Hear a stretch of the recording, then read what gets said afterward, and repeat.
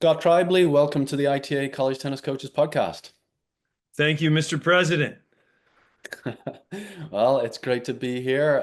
We are going to hopefully share some good news with the coaches today, some great opportunities for them and their athletic departments. But before we get into the facilities and programming and revenue generation, can you just tell us a little bit about your background, Scott? I know probably 97% of our coaches know who you are and seen you around and you've interacted with them on a number of different levels. But for the 3%, give us your background.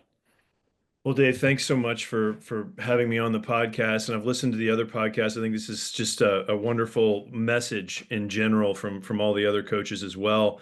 But I've been in college tennis for 25 years. I've been with the USTA for the last 8 years. I'm USTA Collegiate and Tennis Venue and Design Consultant. So I live out of both budgets, both teams. Alyssa Hill, Todd Carlson are my bosses. So we've been able to accomplish a lot in kind of both departments. The NCAA was announced, 10-year commitment coming up in 3 years. That was a lot of hard work by a lot of people. And then, yes, we're getting ready to sort of talk a little bit about the grant increases for tennis venue services, which is hopefully just going to be outstanding. Before I came to the USTA, I was at IMG Academy in Bradenton, Florida, and I helped with the college placement program there. I was also a coach at the very beginning with Nick Bollettieri, and I was an assistant tennis coach at Texas A&M for 4 years, back 1997 to 2001, Big 12 days.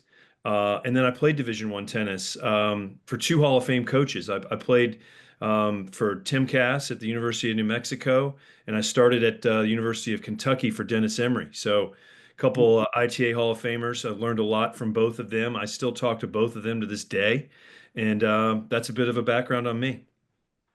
Well, yeah, I mean, you know as much about college tennis as anyone, probably, who's not in coaching currently. I mean, you know the landscape very well, and you're having consistent conversations with stakeholders from ADs to coaches to associate ADs, facilities folks on these campuses, and you have a very good sense of everything that's going on in the world of college athletics right now and a lot of uncertainty that we're facing. And I was actually on a call earlier this week with an AD and discussing college tennis, house settlement, things like that. And he was very clear. It's just like, look, our coaches in our Olympic sports are going to have to step up and do more fundraising. They're going to have to find ways to generate more revenue to cover their costs. And it's just going to become an even more key aspect of the role of being not just a tennis coach, any coach within Olympic sports. And so the USTA is again really separating itself from other governing bodies. I mean, I can't imagine that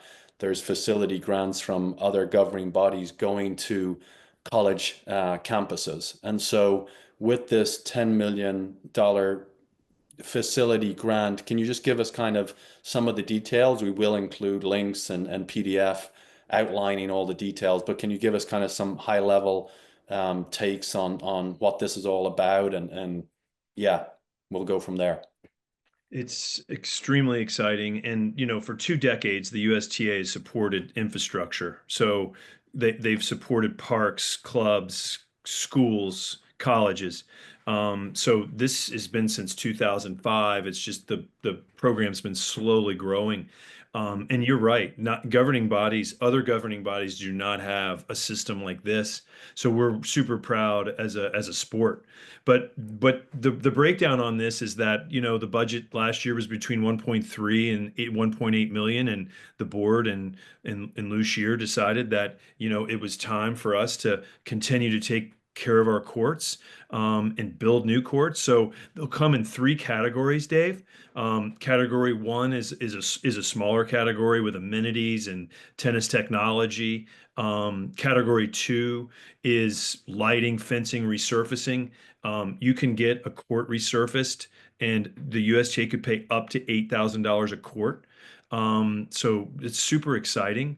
And it's up to 50% of the project. So again, it just depends on what the scope of the work is and also what needs to be done. And then category three is the big category. This is a maximum $200,000 in grant funding, but for new construction at $35,000 a court. Reconstruction is $20,000 a court, and then an indoor is $50,000 a court. The other thing I'm going to say too, Dave, is that some of the sections also have the ability to stack some additional dollars onto a project, and that would mostly be category three because again, we're not going to give over 50% of the cost, but again, this is some considerable dollars, and already the the links, the inquiries that we've had are at 250, and last year we had a total of 750. So there's been a spike, and we're at February, mid-February. Right. Well, yeah, I mean, the timing couldn't be better for college tennis programs as athletic directors are looking around to how they offset some of their costs and especially their facility costs. I think an AD would be thrilled if a tennis coach brought this to them and showed them the possibilities here. But can you, Scott, also outside of the facility grants, and we'll come back to that, can you share some of the other services that the team you work with at the USTA offer to college coaches, to administrators on campuses, especially around if they have a vision for building a new facility or they want to start new programming. Can you share some of what you've done in the past, some success stories? But we just need to make coaches aware that these services are out there and ensuring they're taking full advantage of them if they need to. Well, yeah, thanks. And to be honest, this can sometimes be more valuable than the grant dollars, and the grant dollars do help us get in the room.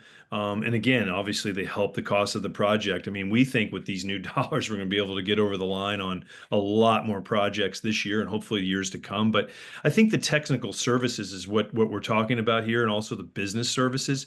But we have the ability to help do facility assessments. We help prepare for existing facilities and renovation plans. We have engineer that's a contractor that knows tennis, understands how to make a concept, how to make a design, how to make a budget. We can go back and forth on the budget. There's different line items on the budget. She'll look at soil samples and sort of survey the land. We've done feasibility studies. Wichita State 2 years ago we did a feasibility study. Florida State's reached out to us recently thinking about going off campus, and they've asked if we could help with their feasibility study. Again, it depends on the scope of the feasibility study and how much we could help. But these are the things that we're here to help on. We're not fundraisers, but we do try to give donor support too. And that comes in like with 3D renderings. We try to have some hospitality at the U.S. Open, as you've kind of seen in the past too. So these are some other things that we've done, that we're doing in addition to the grant dollars. Yeah, and then Scott, like with the programming, just in conversations you've had with athletic directors, or you guys have gone in, made some suggestions that have been implemented and executed on. Is there any success stories there that come to mind? And you have an AD now who maybe knew nothing about the potential here for tennis and now is thrilled that they have a tennis program because of what's happening on their campus.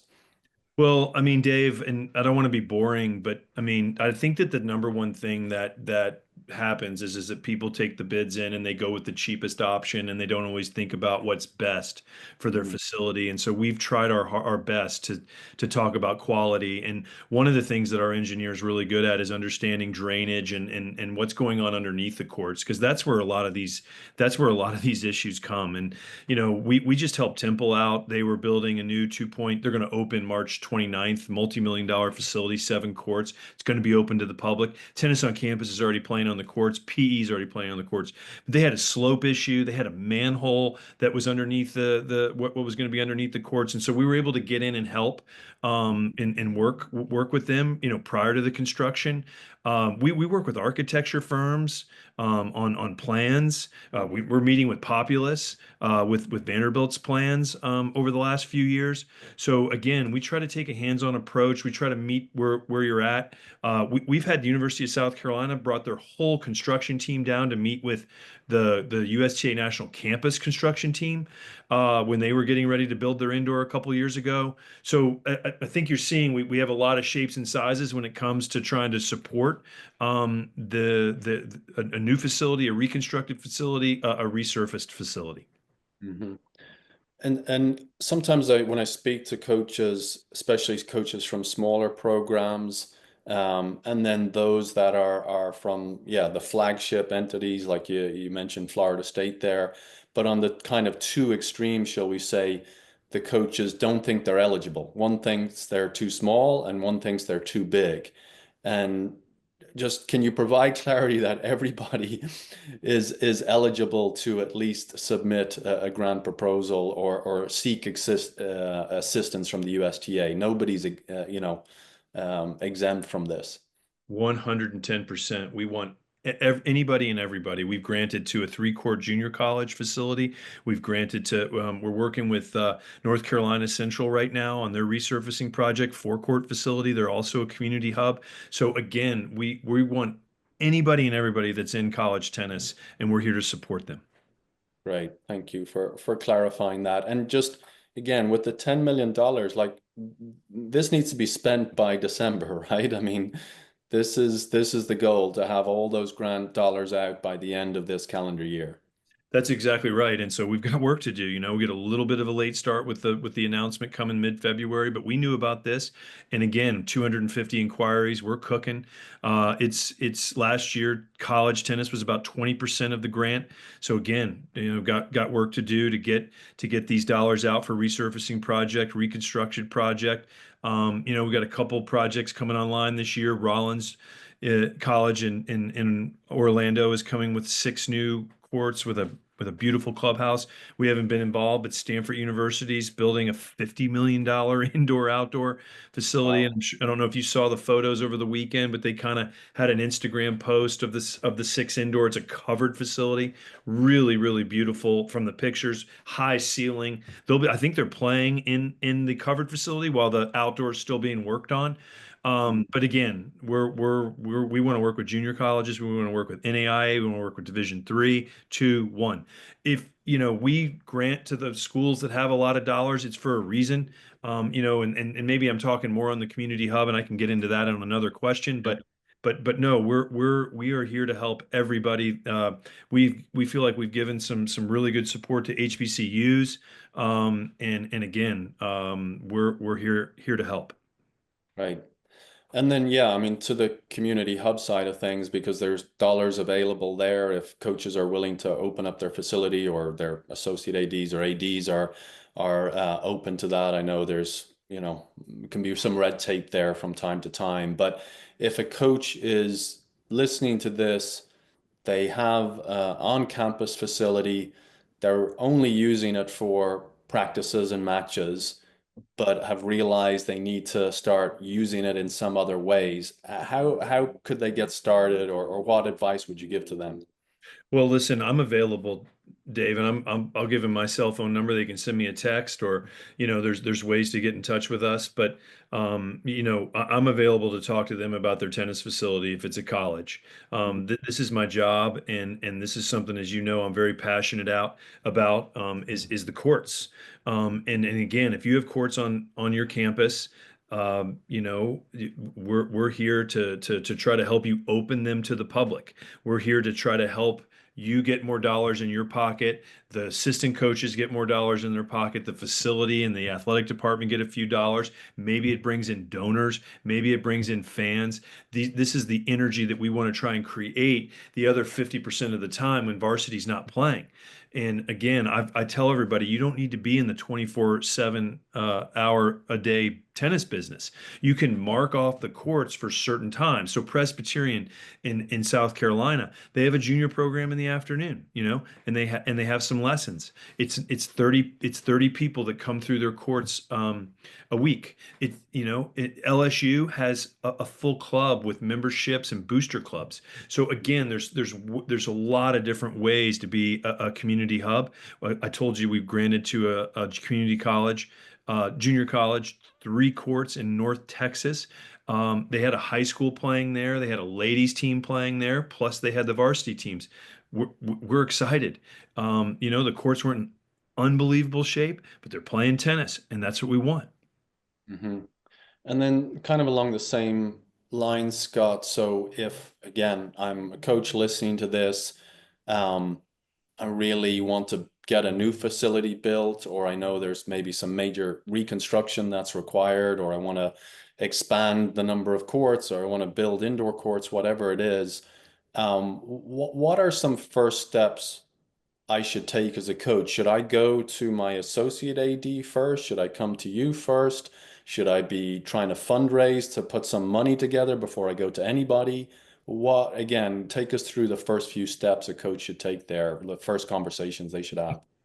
Well, when you talk about a new facility or a reconstructed facility with these larger dollars, the 3 things that our requirements are that you have land, that you have administrative support, and that you have dollars. So Mhm. again, I talk to college coaches all day long, and again, they're great starting points in this project. But we all know that that they might not know all the details on the land, they might not know all the details with dollars, and we don't know what admin support. And as we know too, in this world, admin support is changing. So again, we don't need all 3 to get going, but we just need to know that, hey, there's some land. Hey, my AD's on board. Oh, yes, we've got to raise some dollars. I mean, that's a good scenario for us to help get started. And part of this program 20 years ago started with this pretty picture. It was, hey, let's let a facility, whether it's a club, a school, or a college, have this rendering to go raise money. They were getting held up on, they didn't know how to raise the dollars. So it's like, okay, we're going to give you the concept, we're going to give you the budget, we're going to give you this pretty picture, and you can go out and say, hey, for $1 million, we can get 6 courts or whatever it is. We know it's more than that these days, but you get my point in the sense that that would be the starting point, and then getting with us. We're not going to be at the end of the day your general contractor. We're not going to be your architect, but we can certainly help you get started and get rolling along until you get to that point. And again, we like to go all the way to construction, not that we're sitting on site, but just to help support from a tennis standpoint. Yeah. Well, Scott, what have I missed? What should I have asked you that I did not ask that in terms of USTA support around community hubs and facilities? Well, I think we've covered the grant program, with tennis venue and design. And again, if anybody wants to send me a text message for either the grant program for facilities or community hub, my cell phone number is 941 704 7016. And just to run on this real quick too, Dave, just to follow up on the community hub, two things. First of all, this is a grant that we offer. It's between $5,000 and $10,000. We've had this program for 4 years. It's with partnership of the ITA. You all have helped us promote this. And we've opened up 75 facilities around the country. And again, we have 3 more years with this grant. Our goal is obviously to get over 100. We believe there's another 200, 250 that were already open before we started this program. As you see in the Big Ten and the Ivy Leagues and some of the nicer indoor facilities, they are in business. But you do not have to be an indoor facility. You can be a 4 court, 6 court outdoor facility. And again, we just want you opening your doors to the public. We do know that college coaches have lessons and camps, so it has to be more than that. We have some initiatives that we feel strongly about, from tennis on campus to red ball to tournaments to leagues. But again, you don't have to do all of these things, coaching workshops. If you could do 1 or 2 in addition to the camp and the lessons, that'd be fantastic. I'd also tell you that Lauren on your team and I are working on a P&L to get out to the coaches on how they can make revenue. Because, Dave, there's no such thing as non-revenue sport, or we shouldn't think about non-revenue sport anymore. We need to think about breaking even or making money for the school if we want true relevancy. And it does start with the facility. It can obviously come in fundraising. It can come with admissions. There's a lot of different ways to do it, but we have to be thinking like that. So anyway, Lauren asked me to put together a P&L. We're working on a 6-court outdoor P&L where you have lessons, camp, tournaments, and you can just see where the dollars could come from, what could be made, what it would cost. And that's something also to show your administration to say, hey, on a daily basis, my facility can make money. How many facilities, Dave, can do, or how many sports can do that in an athletic department? A swimming can, but after that, you have basketball with the big game or football with the big game. But otherwise, it's you're not sort of selling daily tickets, if you will. Hmm. And just to kind of double click on that revenue generation, but also just around you, again, you're having so many conversations with administrators. Are there themes coming through that you're hearing, especially with this house settlement looming, the uncertainty that's going on? Is there anything that these folks are saying about tennis that would help us get out in front of these things a little bit more? Again, and any advice for our coaches as to how best to navigate these next few years of uncertainty? Yeah, I mean, it again, we've lived in uncertainty for the last couple of years, and I think it's going to continue to happen. And I'd say that that I find when I'm talking to them that it's Olympic sports. It's not just tennis. But Right. again, in terms of us trying to control our own destiny, it is, to me, can start with the facility if you have one. And Mhm. again, the more proactive you can be, and the more you can do on your own, and the more you can fundraise, or the more that you can do through your facility, I think the better. And of course, you can fundraise without a facility as well. But I'll tell you, Dave, I had an administrator say to me, "Hey, we're going to open the courts to the public, and we're going to let all the money we make can go to NIL." And it's Mm. about a year ago, and again, I think it's still kind of in moving process, and we all know that we're kind of waiting a month or two to see kind of what happens. But I think again, for our relevancy, we've got to take little pages out of other sports book, and also some of our great coaches in college tennis. We need to keep trying to be innovative and learning, on ways that we can take care of ourselves. We can take care of our program. And I thought UC Irvine had a really good. This is a separate from facilities, but I thought they had a really good fundraising idea. If you go to their website, UC Irvine front page says you can donate to their program different levels. And for example, I think maybe for $3,500 you can donate to a player. You can sponsor a player. And Mm. again, that's not NIL as much as it is just what it cost, some of the costs for a player from an equipment standpoint, from a transportation standpoint. And so I thought that was a super idea. So these are the things that we need to be proactive on, Mhm. because if we're showing return on investment, then obviously that adds to our relevancy. And if you are a school where admissions matters, you know, taking extra tennis players on your team has has worth, Mhm. because it's obviously adds to the bottom line.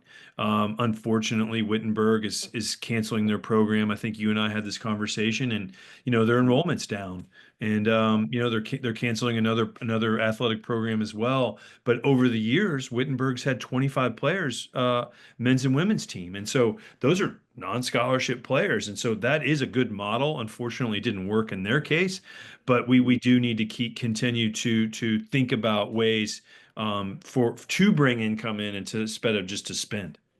Yeah. And have you are you aware of any, especially at the top of Division One, programs that are charging admission for home matches? Um, I am not aware of who's charging or not. Yeah.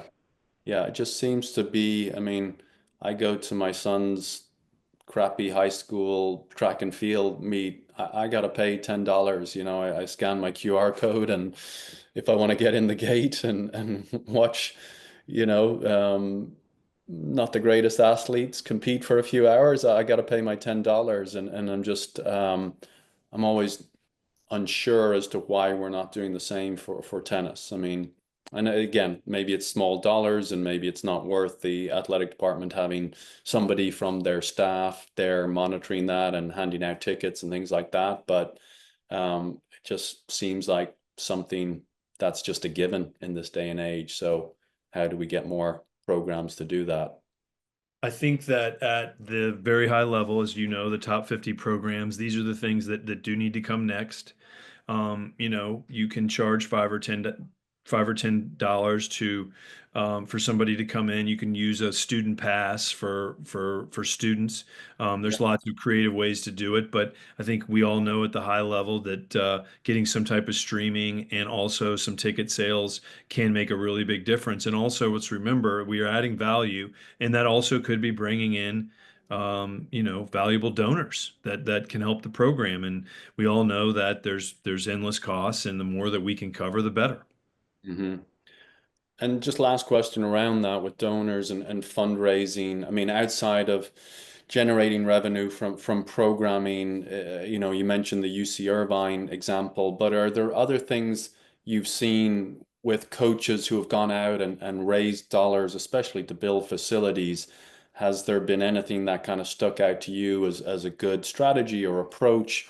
Or is it just beating down the doors and being relentless, making asks and receiving lots of no's until you get to a yes? Well, I think it's cultivating. I think it's building relationships, I mean, and I think it's including donors in your program, and then also giving them something that they can buy. Whether it's a court, a locker room, name on the facility, that type of thing.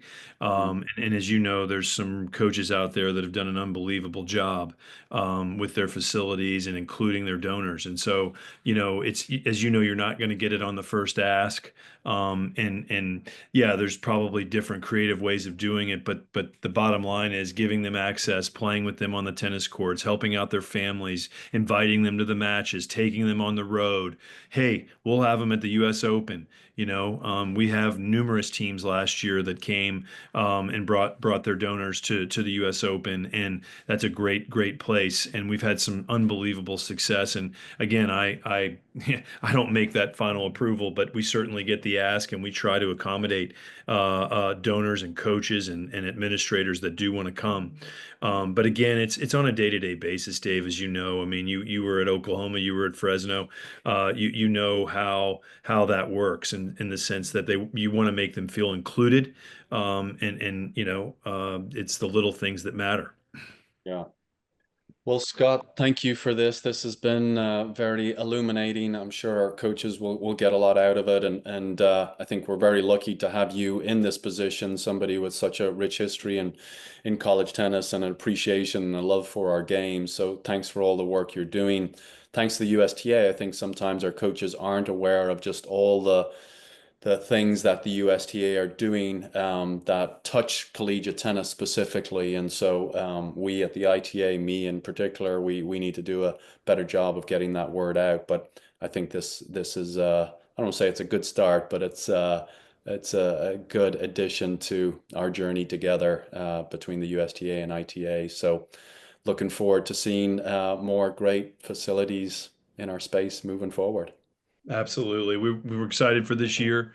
We're excited for these grants. Community Hub's been off to a great start, and obviously it's been really fun. It was fun to follow all the national indoors, Dave, and thank you for all your hard work, and thanks for sharing your all's platform because we want the coaches to know what we're doing, and when they dig in, you'll find there's numerous USTA grants that they can be recipients of. It's just it's sort of navigating through us, and happy to be the point person to get that started.